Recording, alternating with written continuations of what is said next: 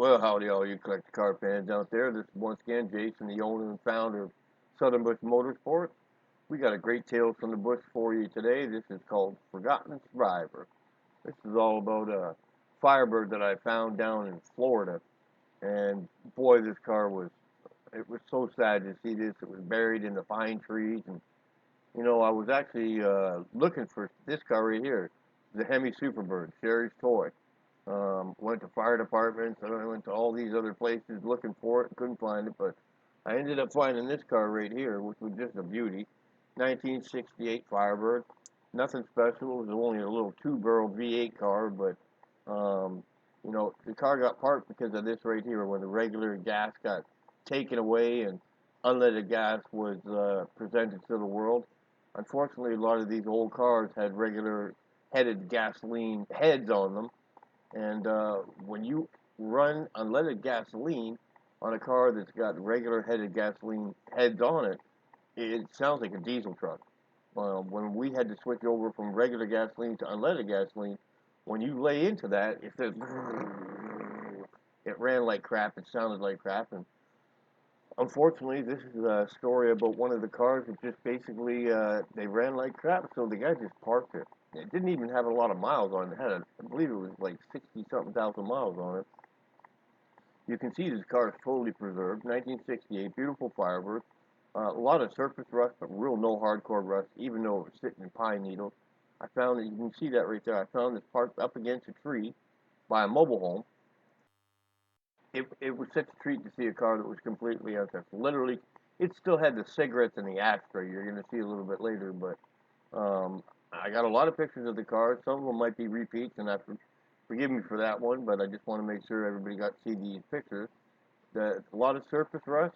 Car was super solid, completely untouched. Was the most amazing part of the car. It was so untouched. You can see it actually sunk down into the ground. This car was parked here. It looked like it was about 72 to 74 is when this car was parked, according to the stickers I saw on the car and last registration on the car. And again, I wasn't even looking for this car. Part of the course of what I did for a living was looking for cars.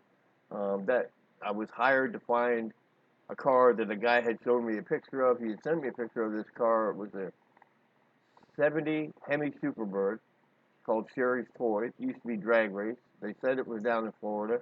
I was able to figure out from the garbage on the ground and the packages on the ground and the stuff that was lying around in the picture, after blowing it up with my computers and stuff, that I kind of knew where the car was.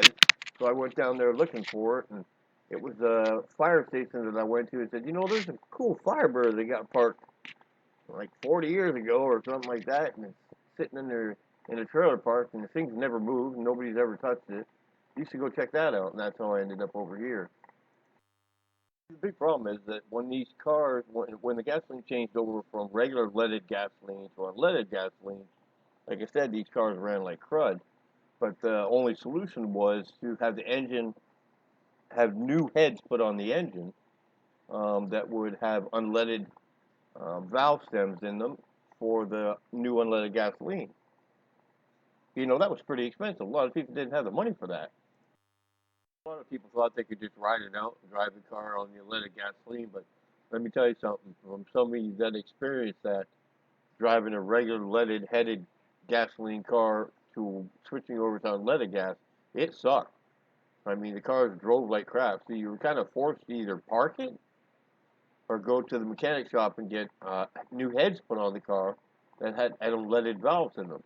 But the problem was, when you're in a small rural town like where this Firebird was in rural Florida, the mechanic shops they couldn't handle it. They were backlogged, and plus the parts weren't even available. So everybody was kind of screwed. It really wasn't fair to anybody, because even though there was a little bit of a warning, there wasn't enough of a warning to get parts into shops and stuff like that where it could be dealt with. The switchover happened in the United States first in the very early 70s, so a lot of people were forced to basically park their cars and buy a new car. You could still drive these cars, but the problem was, if you were like on the highway or something like that, and you needed to pass somebody, when you floored it, all you would get is a car bucking and shaking and You had no power, so it was like almost unsafe. So a lot of people parked the cars, and that's exactly what happened with this Firebird. Beautiful 1968 Firebird, super solid. Car was actually in great condition. He said it was in perfect condition when he drove it. Man, the car still had cigarettes in the ashtray. The fellow said he ended up buying a '74 Cordova, which was almost a brand new car, 1 year old then, and just parked this thing here.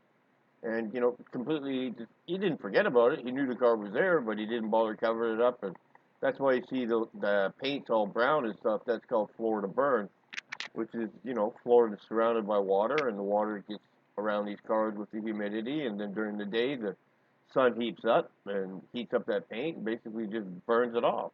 And that's why a lot of these cars that I find down in the deep south in Florida and South Carolina, Georgia, and Charleston all look like that right there, where the paint's just burnt off. And the paint is not burnt off. It's so thin you can like scrape it off with your fingernail. See, as these pictures go on, this is a true survivor car. I mean, look at that interior. You know, some of my pictures are a little bit unclear, but this was way back when digital cameras were just starting to kind of get out. But the car has never been touched. It's never been taken apart. It's never been repainted. No new interior. That steering wheel is completely intact. And when you see pieces of the steering wheel missing off like that, that's just the heat, the sun, the dry, the not being used. That pieces of the steering wheel were actually sitting on the floor on the driver's side right there. I can't remember if I took a picture or not, but look at the original back seat right there. I mean, the stitching's still good on it. The vinyl, leather, whatever it was that they had in it was still good in it.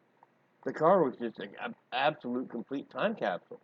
I mean, you look at that shifter, that's a console shifter car right there.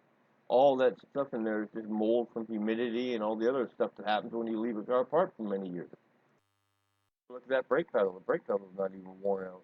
I mean, look at the radio knobs and all that stuff right there. It's not even worn out. It hasn't got a worn out fingerprints and wear marks from using it. Even the ace or the power controls for the air temperature and all that, they're all still nice and good. Yeah, there it was right there. 62,143 miles, and all the numbers are sitting straight. When a car hits over 100,000 miles, it breaks a little pin inside there, and then one number never sits straight.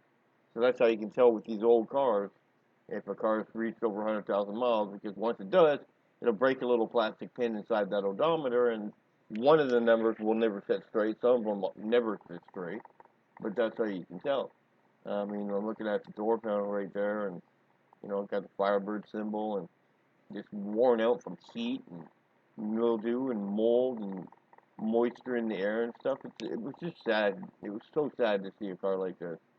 Look at it back, just completely untouched. Everything there. Just a complete time capsule. What could you do back then? I mean, when they came out with their unleaded gasoline and these cars were designed to have regular leaded gasoline, there wasn't anything you can do about it. Sucked it up and drove the car making all the gurgling noises and stuff like that, or you parked it like this guy did and go buy a new car. I believe this guy said he was military, so he actually had a little bit of money. But, look at that car, the tail panel, the sail panels around back there, the back window, the top. It's just, the car was super solid. It really was so sad to see a car just parked.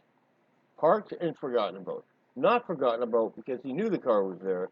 Forgotten about where there was nothing he can do about it. He couldn't drive the car anymore. I was driving through this neighborhood and I was just scooping around and driving around corners, and it was really like a trailer park.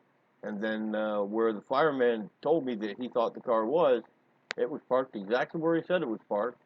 And I knocked on the door, and the guy said, "Yeah, yeah, yeah, I'm going to talk about cars and stuff like that." And I said, "I'd really love it if I could document the car and take pictures of it." Just so happy that somebody gave a credit about his car that he was all in. He's like, "Larry, let's go take a look at it." The original rims on it. Look at that nice Firebird logo right there, and look at how straight that car is. God, it's just so frustrating sometimes when you see these cars and nothing you can do about it. But this is what I call a true survivor car. Just sitting there because there was nothing anybody could do about it because he just couldn't drive this car anymore. So, this is a good example of a true survivor car that was parked because of the gasoline. Well, I appreciate you coming around and checking on our tails from the bush, and stay tuned.